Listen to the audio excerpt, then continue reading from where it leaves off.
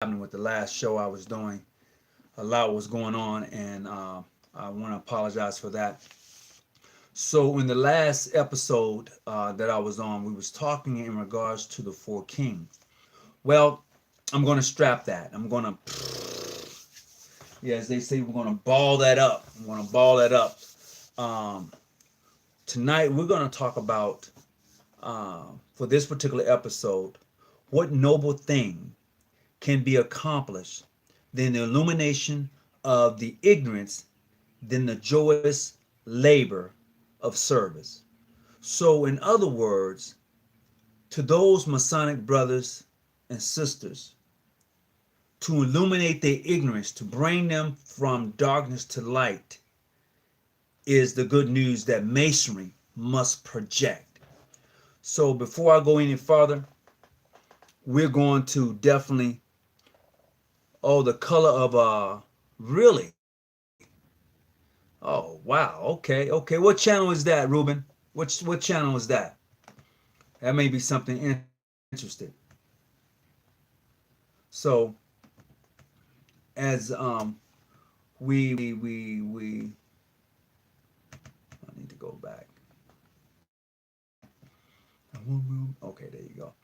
Yeah, so as we begin this journey tonight and we talk about Freemasonry, I just need for a moment for you just to think a little bit and to be able to illuminate someone else's and to bring them out of their ignorance. And when I say that, it is clear to say that Freemasonry of tomorrow will be even more united in the order and contribution to man's success and becoming enriched by his differences. The unique thing about Freemasonry is our differences. That is the unique thing about Freemasonry. In order for us to really move Freemasonry forward, and we talk about Freemasonry being a progressive science, we must realize that we're not going to all agree. We're not going to all be on the same page, but the bond that we carry, the obligation that we take amongst our brotherhood is the thing that moves us forward. How can something be progressive and never moves forward? How can something be progressive and never move forward? And today we're going to talk about the noble things becoming accomplished and illuminating the ignorance and removing that and giving the brother light or the sister light. Because when you come into this thing we call Freemasonry, a lot of us was ignorant to it. We didn't quite understand it and was able to grasp it.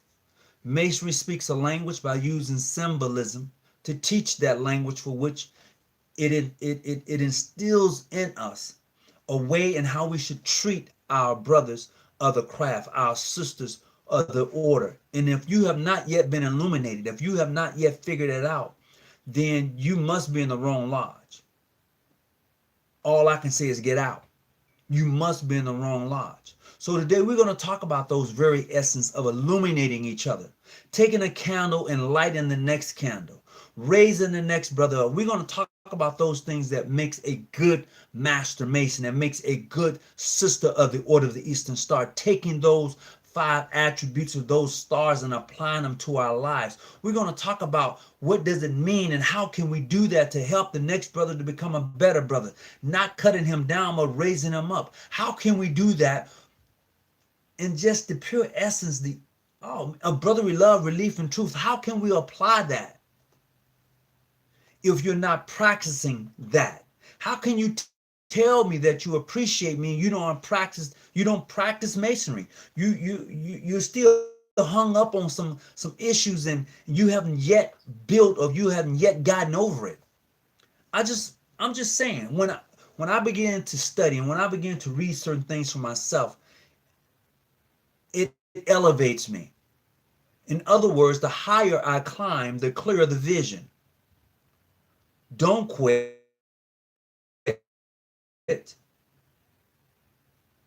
Just keep moving. We have masonry. And if you can't progress, if you can't move forward, if you can't help the next person or next woman to be better, I don't say about you. I don't. Good evening to everybody who's coming on. Brother Lee Hall, I hope everything is well with you. Tonight we're gonna touch on those pointers. I mean, the last show we was talking about the four kings and how things went, and it just wasn't. The show just wasn't vibing because I kept getting bumped off or something. But it's all good. To Brother Malcolm Prophet, brother, you all good with me, man. I mean, really. Sorry, Brother Tony Muhammad, you are right. The first Bible in English was published in 1539. The Great Bible, the second Bible in English. Genevieve Bible published in 1516. These two Bibles here are less esoteric. Absolutely. So tonight we're going to talk about illuminating or to the fact of using masonry to progress. Using masonry to progress. As you can see, I want to send a big shout out to the craft for this hat right here. You know, you see what it says. You see what it says. A big shout out to the craft. I said thank you. I appreciate you. So we're going to get right into this. If you want to call into the show tonight and have a conversation about progressive masonry, that number is 619-985-1184. We're going to talk about illuminating the ignorance and the joys of labor. See, when you are in labor, when you're doing something, expressing yourself, lifting somebody up, when you are doing something to motivate, to move, to push forward, that's progression.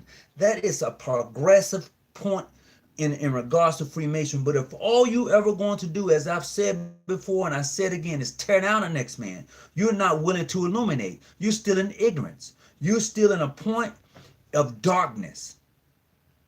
That's where you're at. You're still in a point of darkness if you're not able to illuminate, if you're not able to elevate the next person. See, what I'm finding out on my own personal journey, and trust me, as a Mason, it is your own personal journey, that if I'm ever to be that which I claim I am, which is a Mason, which is a builder, which is a free thinker, then I must put those things into action. Plain and simple. See, a lot of you base your masonry on, let's just be honest, a lot of brothers base their Freemasonry upon who recognizes them. That's what you base your masonry on. You don't base your masonry on the fact that you have done something for somebody else to make them a better person. You don't base your masonry upon the principles of masonry. You don't base your masonry upon those things that elevate, those things that progress, those things that help to illuminate. So your masonry is based upon somebody else telling you who you are. But when you know who you are, you know from which you come.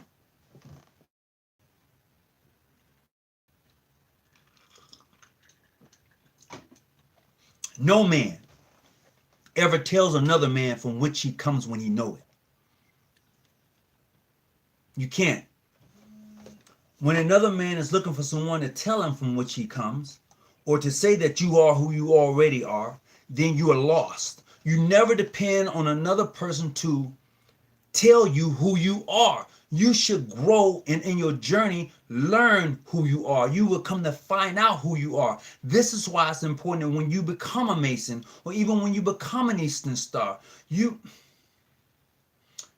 must be selected.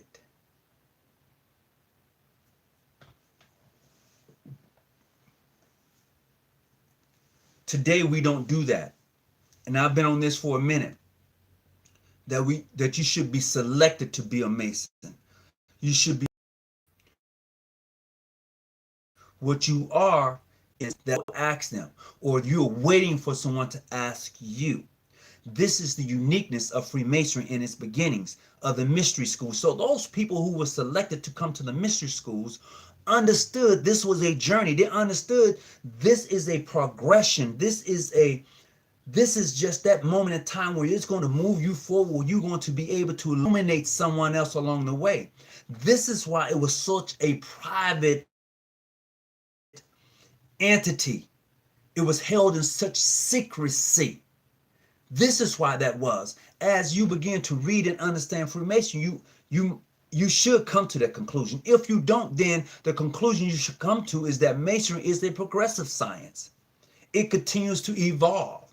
It continues to move forward because the masonry practiced today was not the masonry that started in the beginning. It's not.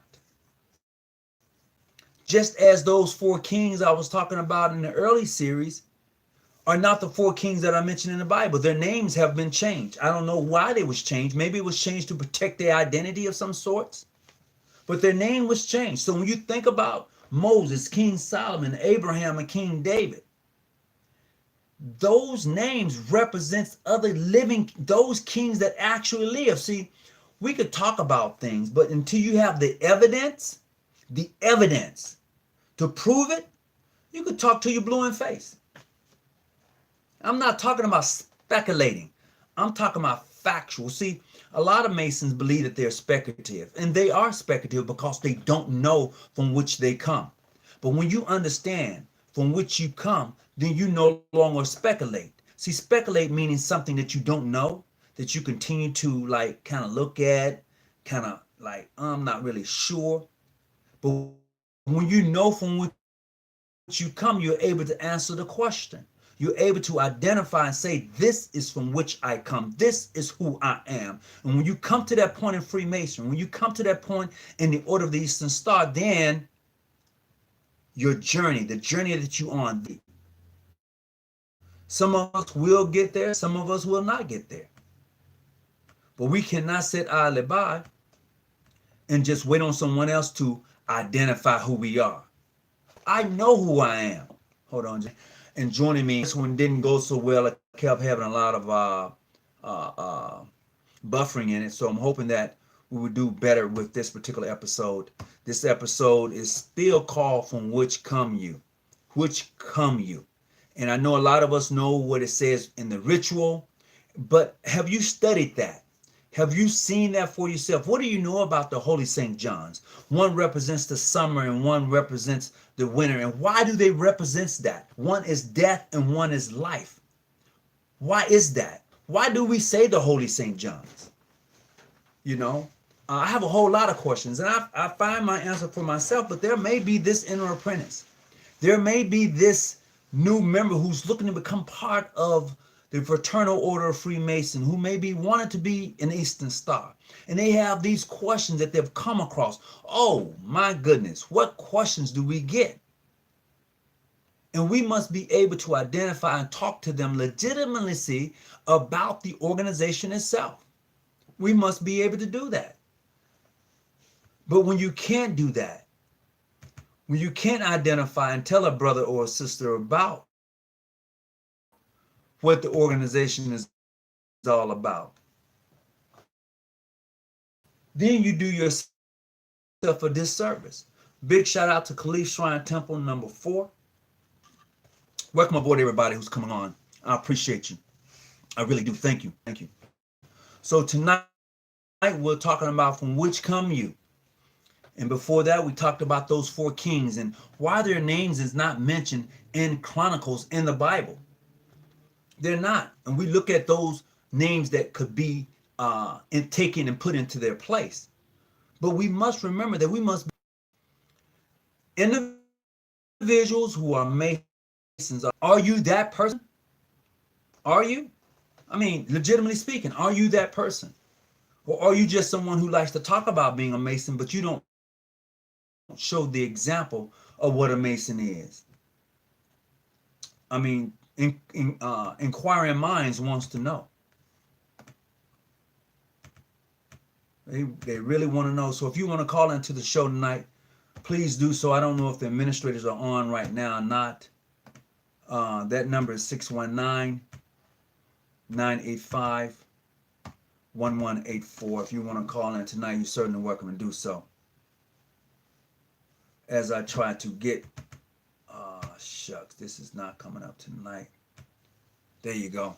As I try to do a little bit more, just want to welcome everybody on. So let's see who we got in the chat line tonight. All that is on, please hit the thumbs up button. I'm a white male. My wife and I both did the 23. Hey, stop clicking around, because I need to show you. Let me see. I'm a white male. My wife and I both did the 23andMe DNA. both came back with traces amount of African heritage. This has changed my entire outlook on life. So, bruh, what's your thoughts now? Greetings, illuminated light. What's happening with you, bruh? What's up, big bro? Not much, man. I had The conversation stimulated. well the conversation tonight. I appreciate you whenever you tune in. I appreciate you. Well, earlier I was talking about Solomon in tonight, and how does that reflect in masonry? Knowing that masonry is a progressive science. Forward. It changes. The masonry we practice today is not the same masonry that was practiced maybe 500 years ago. It's not that same masonry. So what's your thoughts? I think that for the brothers that understand masonry, it's the same masonry spirit. I just think that for individuals who don't understand the esoteric meaning of masonry, it may not be the same for them. Like, for example, if we ask that question, Mm-hmm. when it came from a lodge of the Holy Saint John in Jerusalem, Mm-hmm. right? Mm-hmm. We could break that down.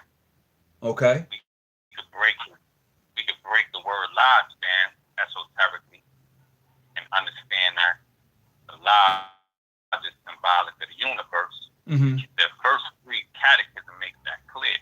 Mm-hmm. That's not a major secret thing. Like, oh, no, the catechism makes it pretty clear that the lodge is symbolic of the world or the universe, and also of the human being himself. Mm-hmm. If we study what the catechism tells us about the dimensions of the lodge, its length, its width, its height, its depth. Mm-hmm. I already know you know this, sure. But but see, you can say I know this, but there may be some brothers who don't know this. There may be some brothers and sisters who don't get this in their lodge, and trust me. Yeah, I just I'm just saying I know. We have this conversation all the time. Let's just take a look at today's Freemasonry. Now, today's Freemasonry has about 7 million men and women. And people say, oh, wow, men and women. Yeah, it's about 7 million men and women, all right? According to their sensitivity, their admiration, they were based on humanity, social and spirituality, esoteric foundation. These people and the individuals are divided into different obediences and practices of various different rites. And people must realize, as I've said before, masonry is bigger than where you at. If your bubble is your jurisdiction, if all you got is your jurisdiction, you are sadly mistaken about Freemasonry. Mm-hmm. So now to continue on. So we come from a lodge, right? Right. Which again represents the universe. Okay. Right? Mm-hmm. Of the Holy Saint John. Mm-hmm. Now, as you mentioned it earlier in part 1, before the connection got screwed. Right. The Holy Saint John, Saint John the Evangelist, and Saint John the Baptist are an allusion to the winter solstice and the summer solstice. Uh-huh. John the Baptist is an allusion to the summer solstice. That's the longest day of the year. Correct. Right? Uh-huh. June 25th, St. John the Baptist Day. That's near to the summer solstice, June 22nd. Mm-hmm. That's the longest day of the year in terms of light. That's when light dominates. You liken that to the resurrection in the first part when you were breaking it down. Right. St. John the Evangelist Day is December 27th. And that's near to the winter solstice, which is December 22nd, approximately. Mm-hmm. That's the first day of winter. That's when darkness dominates. The shortest day of the year. Mm-hmm. So there's also an allusion to that in the Gospels. Regard to the Uh-huh. This is how our ancestors in Africa worship God, Mm-hmm. the symbol of the sun. Through the symbol of the sun, because the sun is symbolic of the mind, consciousness. Mm-hmm. So we come from a lodge of the Holy Saint John of Jerusalem, right? You could break down what the name John means. The name John is the English version of the name, but the name John biblically means God is gracious. That's what it means. It's a state of consciousness. God is gracious. Sometimes it's translated as favored by God. Okay. We come from a lodge of the Holy Saint John. Now the lodge is said to be in Jerusalem. Mm-hmm. Now that's not literal. Jerusalem, literally, the city of Jerusalem, literally is in Asia. It's not in Africa. It's in Asia. Uh-huh. It's in Israel, literally. Well, okay. Now let's talk about, and since you said it was literally in Israel, but that is still on the same tectonic plate that connects Africa. Now you could talk about. Can say that. You can say that, but what I'm saying is that even in ancient times, the land that is called Israel today, we all know how. I'm not saying we all know, but students of history know how the state of Israel came to be. Absolutely. It's really through America financing it, so on and so forth. But what is Israel today as a state in literal terms in ancient times was Phoenicia. Uh-huh. That's what it was, which is a colony of Egypt. It's past the Mediterranean Sea. It's not part of the African continent today. Mm-hmm. Maybe they might consider it that in ancient times, but nevertheless, it would still be a colony of Egypt, which is in Northeast Africa. Okay. So I'm looking at this symbolically. Okay, go ahead. All right. What the name Jerusalem means. Uh-huh. Jerusalem is the Hebrew name. Mm-hmm. It's the Hebrew name. It means a home or habitation of peace or completion. In Hebrew, it's Jerusalem. The root word is shalom, peace, completion. So Jerusalem represents a state of mind. Mm-hmm. It represents a state of consciousness. It represents our origin, which is God. Right.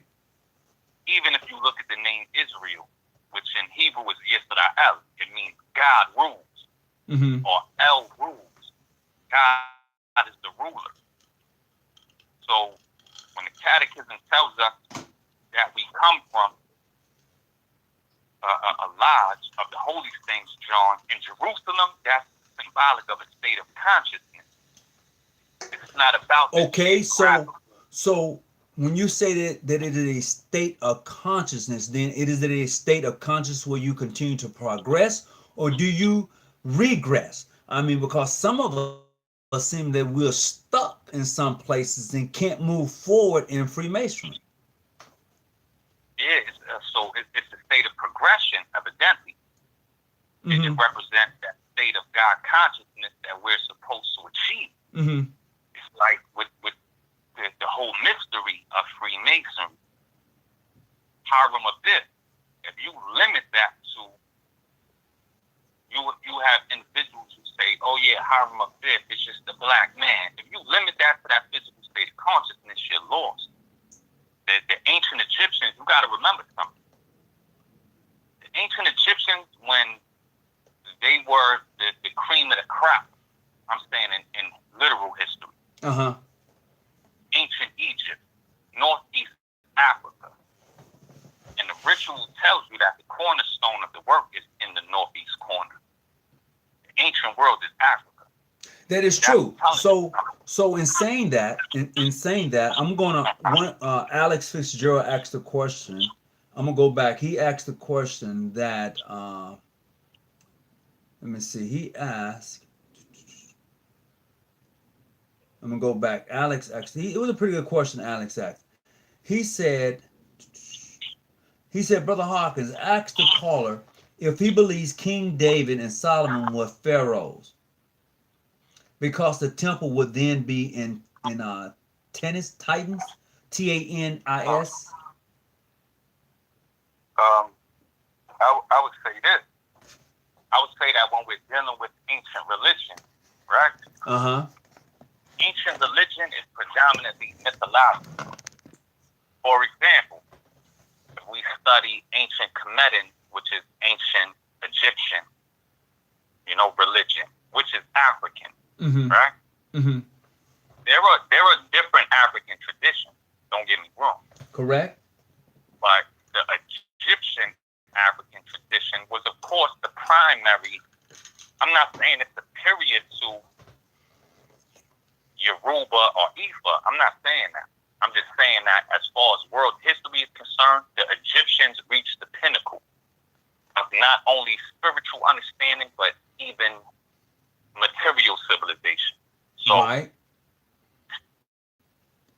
so when we deal with ancient religion, it is based on mythology. If we Mm-hmm. study ancient Kemetic religion, when we study the legend of Asar, the god Asar, Osiris, Aset, Isis, and Heru, Horus, Mm-hmm. that is mythological. That is not literal. There was no pharaoh named Osiris. Mm-hmm. That's the myth. The Mm-hmm. god Ra, all of that is mythological. That's the way that the Egyptians taught knowledge of self. Okay. Through mythology, through Mm-hmm. symbolic story. And then you have the literal aspect of the history. So likewise, when we're dealing with the Israelites or the ancient Hebrews, they taught mythology in the same way. They taught through mythology. The story of the Garden of Eden is figurative. It's not literal. If you think that Adam and Eve, which is what the profane religious people think, and it's intended that they should think like that, Mm-hmm. because they're mentally immature. It's the same thing as you see with studying the ancient Greek historians, Mm-hmm. right? For example, Herodotus, who in the Greeks comes from the Egyptians, right? Right. The Northeast African geometry. He even says geometry was invented by the Egyptians. Aristotle said the same thing. Uh-huh. Plato said the same thing, right? Mm-hmm. So they understood the mythological aspect of religion. They understood it. If you take religious mythology as literal, which is what the profane would do, you're going to be lost. But it's intended, just like with the Egyptians.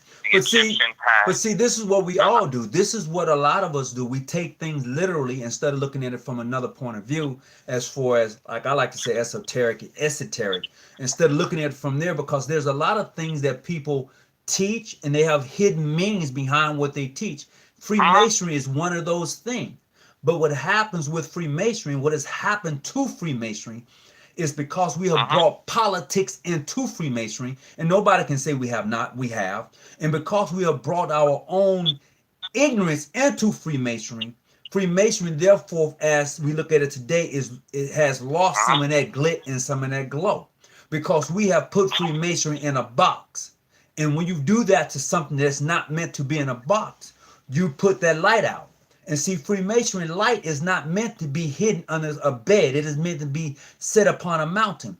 But if you are not the example of what a Freemasonry is, or how one should carry herself as an Eastern Star, then what are you?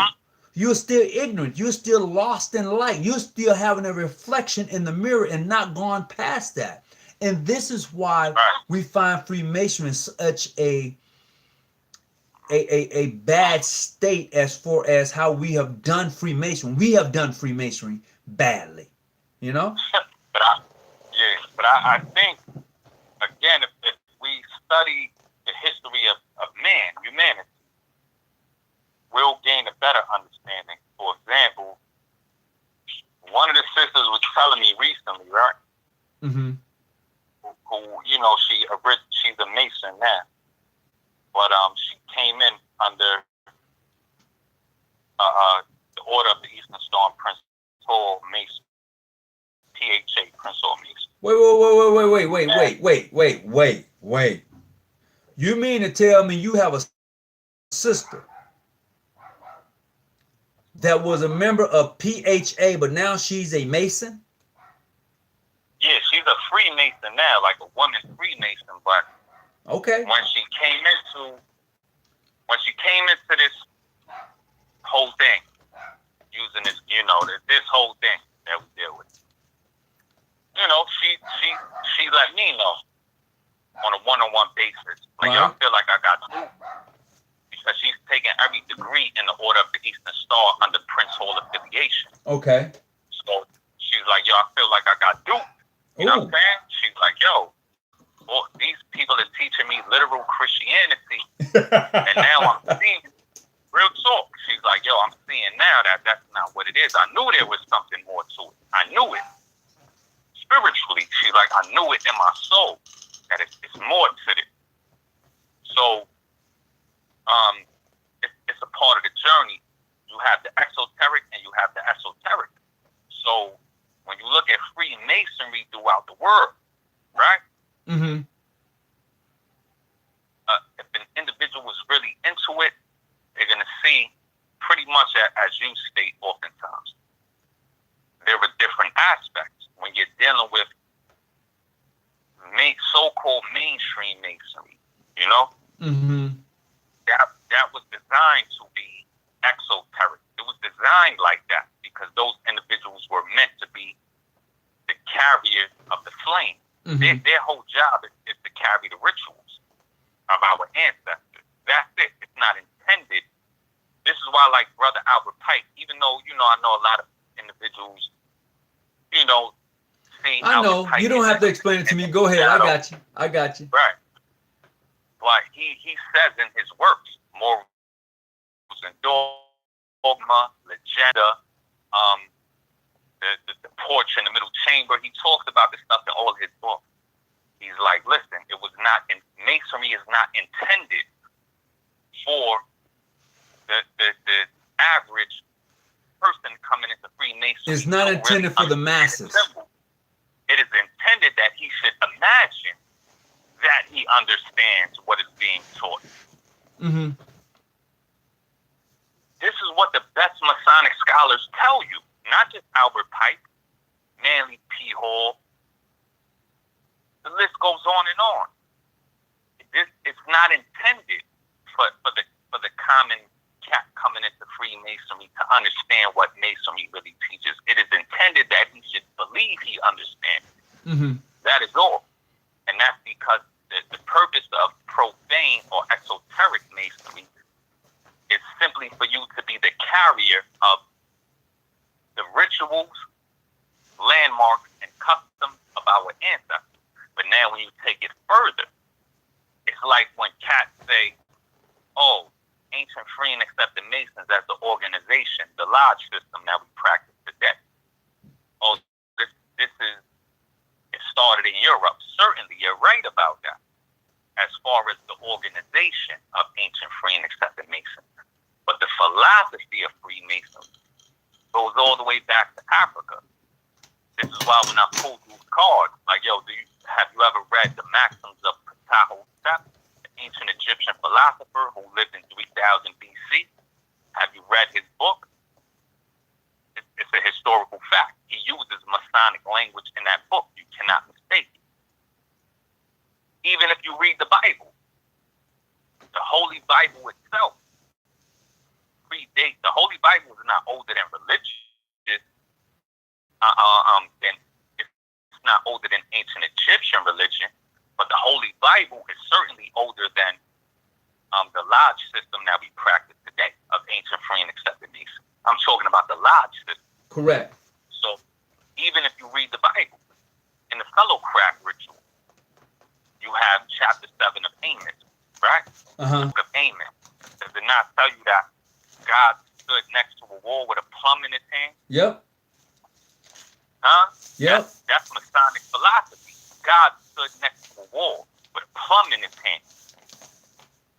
So Absolutely. there are numerous verses, even in the Holy Bible, that attest to the fact that the philosophy of Freemasonry is ancient. So don't confuse the fraternity as we practice it today as being, what we're saying is so this is why a lot of times you hear me talk about the mystery schools. I like to refer to it as the mystery schools because the more I read, the more stuff I come across. I don't even like calling Freemasonry the way we call it today. I prefer call it the mystery schools. I prefer call it the esoteric teachings of philosophy. I prefer that because of what I'm finding. I like that because of what I'm seeing. Because we have brought our own dullness, not light, but our own dullness to Freemasonry, which puts out the light of Freemasonry. We talk about how illuminating Freemasonry is supposed to be. But how can it be illuminating when those who are Masons are still in darkness? They haven't progressed. They haven't used the science liberals, and they haven't used the science and the arts and all of that they haven't used it. So how can you tell me it's progressive? Yeah, but from my standpoint, I would say that mostly applies to social club Masons. Because if you take the esoteric Masons throughout the world, the esoteric Masons are pretty much progressive. This is a fact.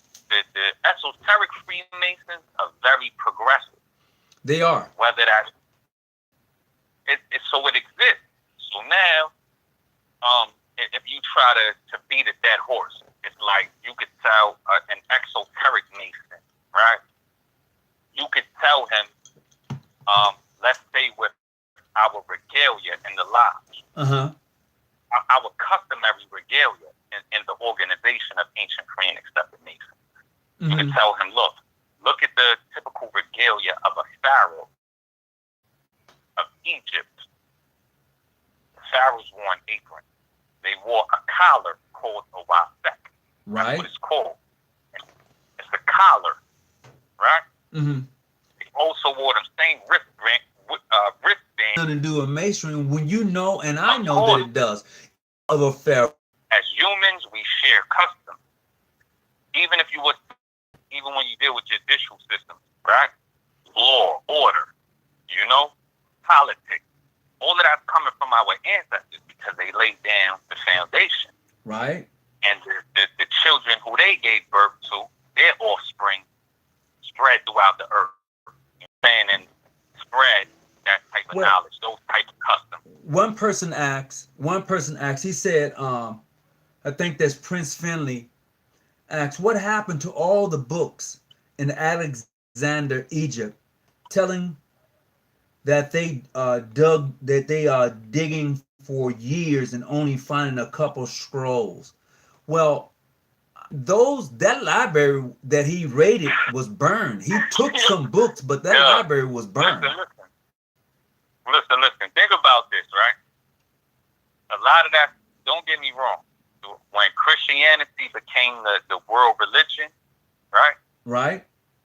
In 381 AD, under Emperor Theodosius of the Roman Empire, certainly the Roman Catholic Church did a lot to try to destroy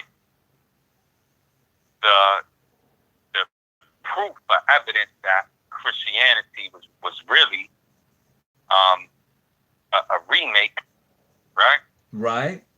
The ancient Egyptian religion. However, with all of that being the case, right? When we look at in history, in European history, the discovery of the Rosetta Stone in 1799, I want to say. Something like that. Right? Okay. That stone comes from Memphis, Egypt. Okay, the stone was discovered. It has three types of scripts upon it. It has the priestly script of ancient Egypt. It has the exoteric script of ancient Egypt, and then it has the Greek script. Mm-hmm. So when that was discovered, it allowed for European scholars primarily to start to decipher the writings that they see upon the monuments of Egypt, right? For example, the Per Em Heru, which we call the Book of the Dead. Uh-huh. Those writings survived. It's not lost. They did. How was it lost? It's still there. The Egyptians carved all of this upon stone. Look at how they built. They built a civilization alive. What I mean is they built in a way to leave evidence of what they built. So even when colonists came, European colonists, whether that was the British Empire, Napoleon and his people of the French Empire, Mm-hmm.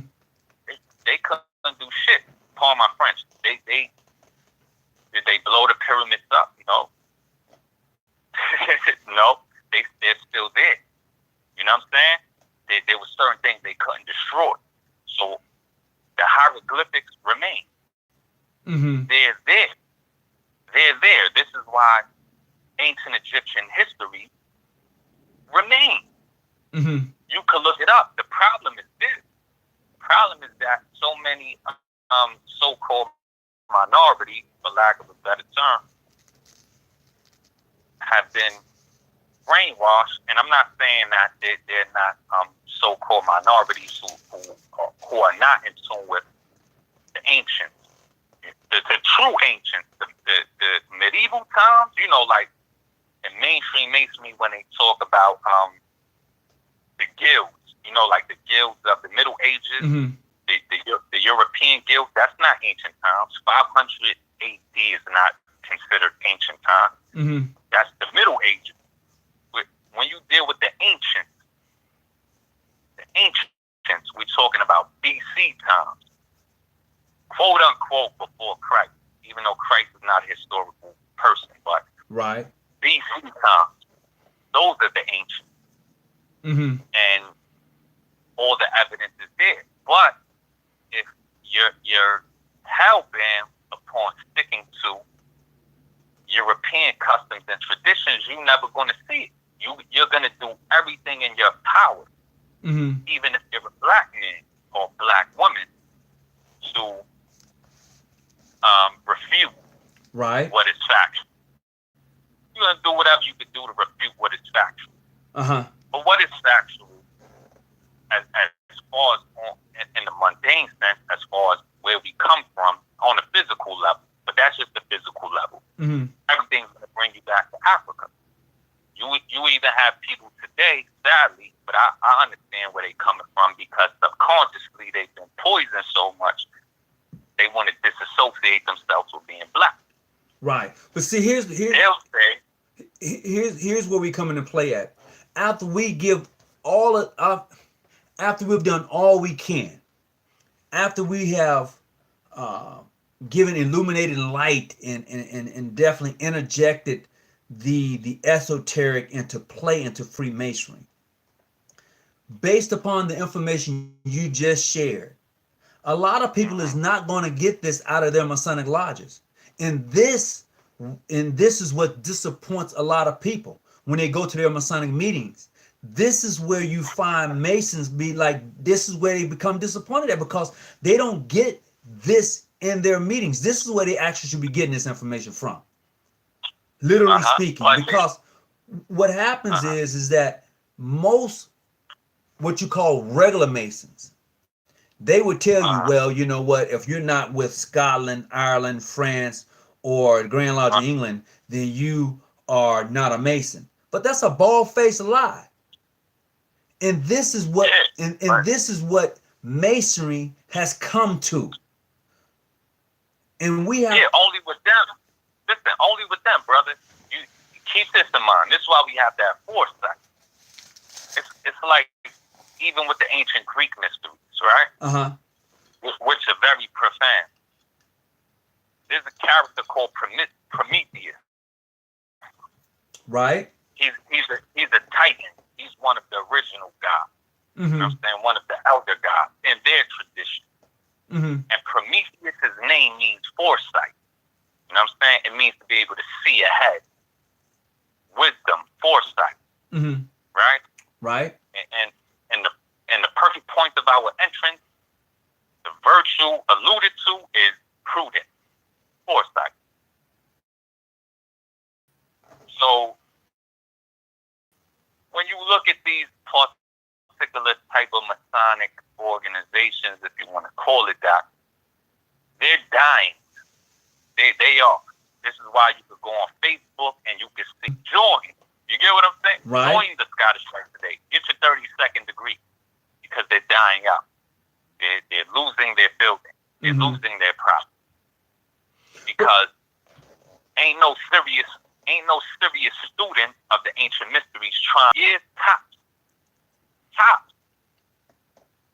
They gonna be faded. Look at my lodge today, my particular blue lodge. 60 years.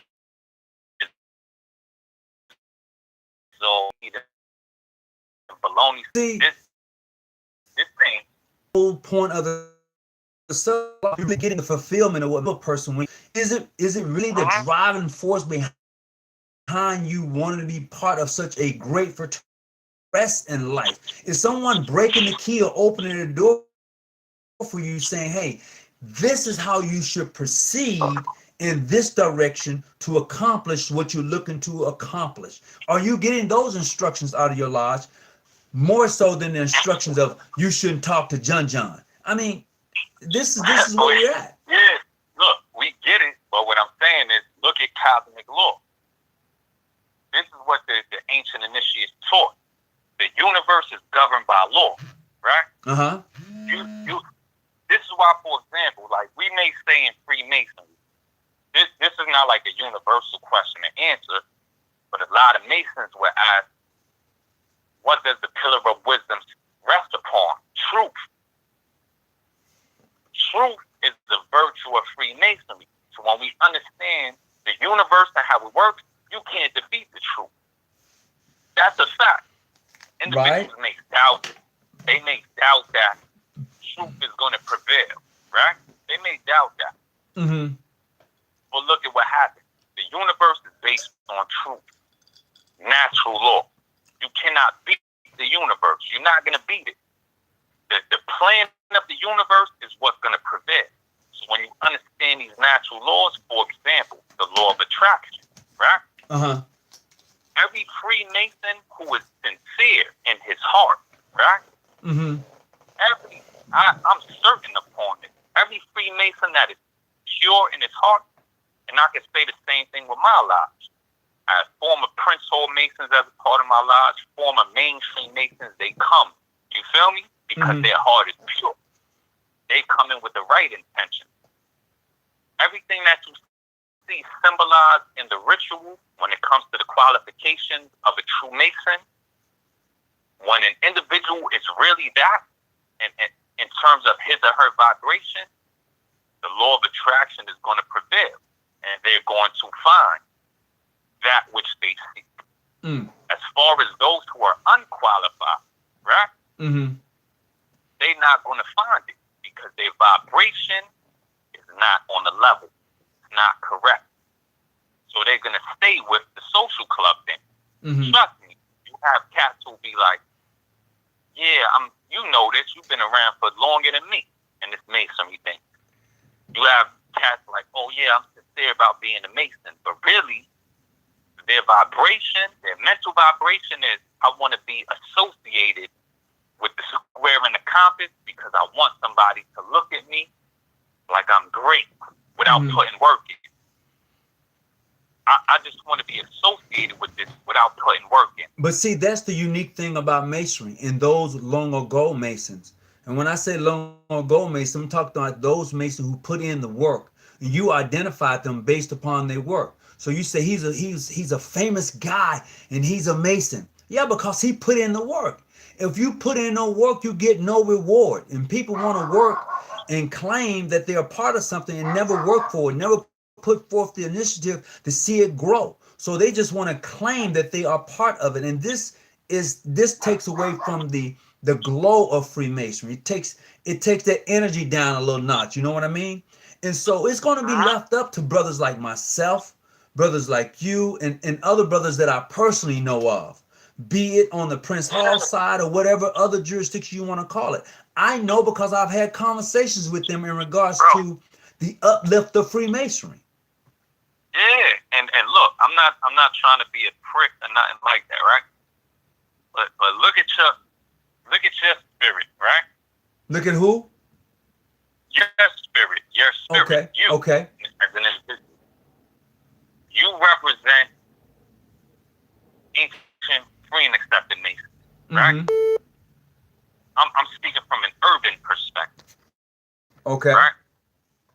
I understand it down there. 100%. Mm-hmm.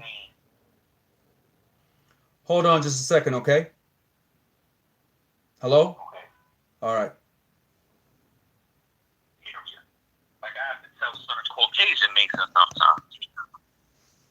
Like in an urban area, you know, a brother asks you that, are you a 3-letter Mason or are you a 4-letter Mason? That's peculiar to the urban area. Uh-huh. You know what I mean? The black community. Mm-hmm. Right? Mm-hmm. So let's look at this and let's be real. You coming from the 4-letter Mason perspective, I'm saying in the urban community, you started up a forum, right? I did. Look at the influence. Your channel grows. You know why? It's not about all that. It's cool to have knowledge. We're supposed to have that knowledge, wisdom, understanding, right? Mm-hmm. But the major reason for which, let's say, your forum coming from the 4-letter perspective, the reason it's known, think about it. Look at YouTube, look at Yideo, look at whatever forum. How many 4-letter jurisdictions, and I ain't dissing nobody, it's a fact. Mm-hmm. How many 4-letter jurisdictions is making any noise? I'm saying as far as, yo, your forum is clicking. Right. How many? None. You know why? Because you got that spirit. You understand? The spirit you putting into Masonry is pure. So therefore, that's the law of attraction. Mm-hmm. You have people coming in. Well, you're bringing people into the fold of Freemasonry. You could read the comments. And now we could look at the so-called, quote-unquote, no disrespect, 3-letter community, which would be free and accepted Masons, Prince Hall. Okay, I can guarantee you, your channel, no disrespect to no Prince Hall Masons, because I don't give it up like that. But what forum do they have? None, mm-hmm. because they're not putting in. Their spirit is not there.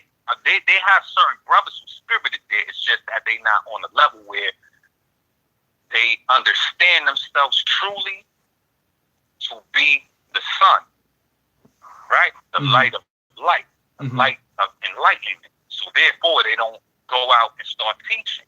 Well, I'll tell you when what. They do, I got somebody else on the other line. Go ahead. Is this Prince Finley? Hello? He must have hung up. Hello? I thought I had somebody. Hello? Yeah, go ahead. Yes. This isn't Prince softly. This is Brother Patrick. All right, go ahead. Talk to me. Okay. First of all, I want to thank you for even allowing me to be on your show. I've been following you. Actually, too, I was recently raised last month. Congratulations. Yes, sir. So for me, this has been in my family for a long time. Mm-hmm. I mean, decades. See, ever since I was 4 years old, I would go to my grandfather's house and I would see black and white pictures with the light on it, and I was always attracted to it. My thing is this: I don't care about jurisdiction. I don't care about none of that.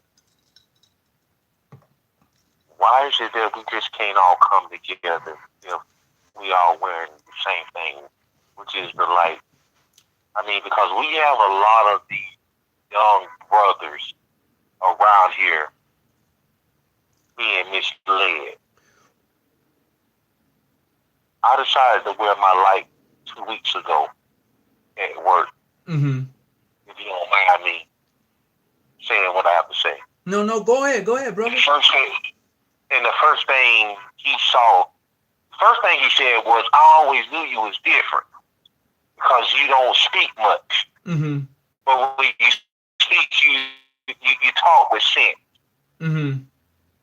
So when he saw the light, he said, oh, you're a Mason. He's like, yeah. I was like, what's going on? He's like, man, I want to be. He said, well, how did you become a Mason? I said, well, let me ask you a question first. Why do you want to be one? Oh, man, because I heard all you got to do is throw up a signal, give a handshake, and you can get away from the police.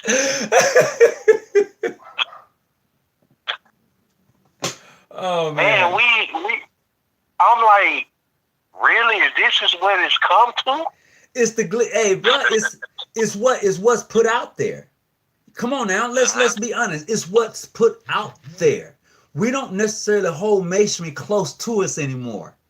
If we held it close to us and guarded it like it really meant something, and like the brother said, I knew it was something different about you because you guarded it.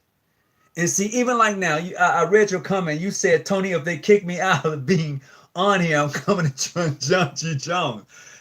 That's the problem. We don't have enough respect for each other. For one thing, as a black man, period, that's number one. We should have respect for each other. Number two is the mere fact that you are a Mason and I'm a Mason. Even though we may not be able to sit in the same lodge, but the mere fact that we are traveling upon this level of time, and today's, with the way things are, we're going to need each other. But until we begin to show respect and to give respect to each other, we're going to always be in a crisis mode.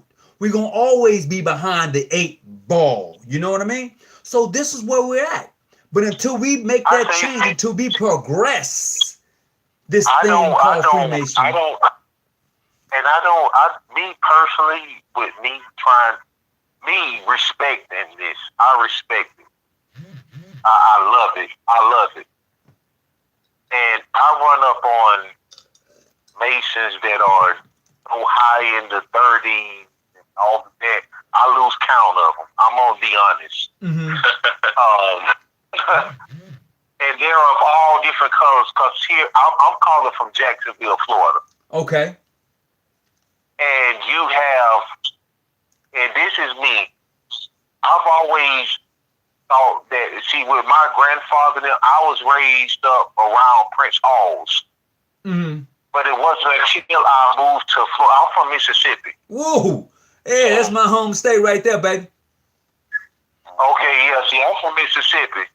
So pretty much that's all that's in Mississippi is Prince Halls that I've ran up on. Uh-huh. But until I moved to Florida, I've learned there are so many different ones. And there are so many different colors. Man, I personally, I love it, but I just don't. I've been following you for a couple of weeks now. I don't know what to you, sir, but I just like the way you educate and law of attraction, brother. Want to say thank you for leading me the right way. That's all I can say. I don't know if I'm overstepping my boundaries or whatever. Look, we're on a journey. And the process is, we as Masons, we're on this thing that we're travelers. So if we're traveling upon this level of time, and I say level of time because eventually we're going to run out. Okay, eventually we're going to come to a point in our life to where it's over, it's done. The thing we have to realize is, what have we done with this time that has been given to us? Well, I'll tell you what, sir, if you don't mind me speaking, I can tell you something that since I've been talking to you, excuse me, since I've been following you and been on this masonry, something that I've grown and I've been doing. And you get what I'm saying? All that, I don't care where you from, brother. If you can teach me something, tell me. I agree. You know, but I don't disrespect anybody that be going into deep in history with all that, and all this. Oh, this started here in Egypt and all that stuff, and that's interesting because I love history. I like to say this. Huh? I like to say this when brothers, and including myself, when I talk about the history of Freemasonry and all of that stuff, I have to remind myself, what have you done for me lately? It's good to know that my ancestors built the pyramids. It's good to know that we did the traffic light. It's good to know that we even had things in the GPS system. It's good to know that we helped them get to the moon and the fly and stay in space. It's good to know all of that. But what have you done for me lately, Tony Hawkins? Brother Hawkins, Brother Tony, what have I done lately? Not last year, this year. See, I can't, last year is gone. Tomorrow is gone. All I got today. So what have I done lately to improve the life of another brother, another sister? What have I done lately to impress upon them the allegories and symbols of Freemasonry in the Order of the Eastern Star? We could talk about the past and the history, and it's beautiful, as you said. But what have I done lately? Have I elevated a brother? Have I shown him how to take his finances and to increase it? Have I educated him on exactly how it is to be a Mason, how to navigate the rivers and the waters in order to be in certain places and put himself in certain predicaments to better enable himself and his family? Have I done these things? And if not, then I have not progressed. I want to share one more thing. I'm going to try to share one more thing because I want to tell you this how amazing masonry has been to me since. There's so many people that I've been following you, and they call you clandestine and all of that. But I just want to share something with those that's listening. When I become again a Mason, and I am that, I was recently put out of a church that I belonged to for 38 years. Whoa. Now imagine being in love with a woman you've been with, that's all you've known for 38 years. 38 years, then kick you out? Yeah, because I put up a picture of me at my grand session. And I didn't put the actual ceremony up, but of course me being raised that weekend, a moment that I was proud of because again, I want to keep the ball rolling in my family. I put some pictures up on Facebook because it was a proud moment of me. 2 days later, it's announced that, hey, this brother is no longer a part of this church. Wow. That shows you how much love and respect they have for you. Oh, man. But I say this with, again, listening to you and of course my worshiper, my lodge, and my brothers. Man, when I tell you I'm still walking around with a smile on my face, I'm still, like I say, I'm saving money, I'm doing all of this, and I still know who's the supreme architect. Absolutely. Absolutely. Sir. I'm going to say this, and we're going to get ready to close shop in a minute. I had a very interesting conversation today. I was telling a friend, I want my heaven right now. I don't want to wait and die to get heaven. While I see everybody else, as far as their social ethnicity is concerned, that they're enjoying heaven. I want my people to have heaven too. I don't want us to die to get there and say, well, I'm in heaven. No. And as I've always said, if I come up, why you can't come up? If I have a loaf of bread, why can't you have some of the damn bread? And this is where we have to go if we want to move forward in life. Okay? We can no longer sit idly by and think that everything is okay. This coronavirus thing that's out here is a serious thing. Most of us are going to get that stimulus check and gonna go spend it. You know that? That's what we're going to do with it. I got money. We're going to go spend it, but you're not going to invest it. You're not going to hold on to it because you know your bills are still going to come. You're still going to have to pay that rent, that mortgage, that cell phone bill. There's nothing free. That check was not just free. They want you to spend it to stimulate the economy. But you must understand how you can use money for a tool, and don't allow money to use you, but you use money. But see, if we can't educate our brothers and sisters on how to do it, then what good are we? We're useless. We're still like crabs in a bucket. But until we start to respect and love on each other and lift each other up, I don't care if you black, white, Puerto Rican, whatever you want to call it. Masonry is about the humanity of men. Period. You know what? If I could say something before you close out, this is my thing as a recently raised brother. I listen, I look at my children and I try to interact with them, and they have these things on Facebook and TikTok. They call it a challenge. I want to issue a challenge, if you don't mind. Go for it. This is just for me personally. I want to challenge any brother that's listening tonight. Reach out to me. If you want my number, call me. Have some of your knowledge. Give me some of your knowledge. Mm-hmm. I'm listening. I'm open. I'm serious. I'm serious about what I'm in. Right. I love what I'm in. I ain't with all that. To me, it's foolishness. Mm-hmm. About, if you this, if you ain't a Prince Hall or something, you can't talk. No, because I'm serious. I shake hands with white men. I shake hands with Haitians. I shake hands with everybody, with all nationalities. Like, I can't say it about other states, but here in Florida, I shake hands with all nationalities, and we all on the same level. Mm-hmm.